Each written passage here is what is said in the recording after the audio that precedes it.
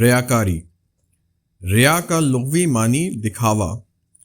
ریاکاری اخلاص کے منافی اور اس کی ضد ہے۔ اخلاص کا مطلب ہے کوئی کام خالص اللہ کے لیے کرنا، جبکہ ریاکاری کا مطلب ہے کہ اللہ کو چھوڑ کر دوسروں کو دکھانے کے لیے کوئی کام کرنا تاکہ وہ تعریف کریں یا کوئی دنیاوی فائدہ حاصل ہو۔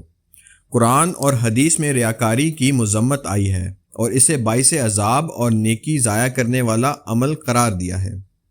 ارشاد باری تعالیٰ ہے، اے ایمان والو، اپنے صدقات کو احسان جتا کر اور تکلیف پہنچا کر ضائع نہ کرو، اس شخص کی طرح جو اپنا مال لوگوں کو دکھانے کے لیے خرچ کرتا ہے اور اللہ پر اور یوم آخرت پر ایمان نہیں رکھتا۔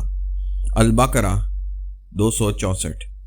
ہلاکت و بربادی ہے ان نمازیوں کے لیے جو اپنی نماز سے غافل ہیں، وہ جو ریاکاری کرتے ہیں۔ الماعون آیت 4-6۔ یعنی نمازوں کا اہتمام نہیں کرتے، نمود و نمائش اور لوگوں کو دکھانے کے لیے جب کبھی ان کے درمیان ہوتے ہیں تو پڑھ لیتے ہیں۔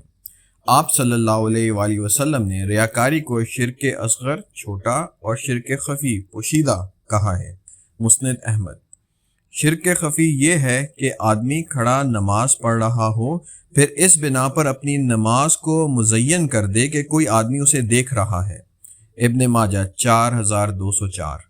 نماز کو مزین کرنا یعنی لمبی کرنا اور خشوع و خضوع کا دکھاوا کرنا وغیرہ۔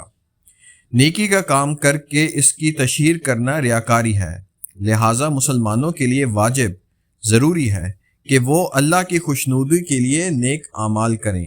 ریاکاری انسان کے اعمال کو دنیا میں ہی تباہ کر دیتی ہے۔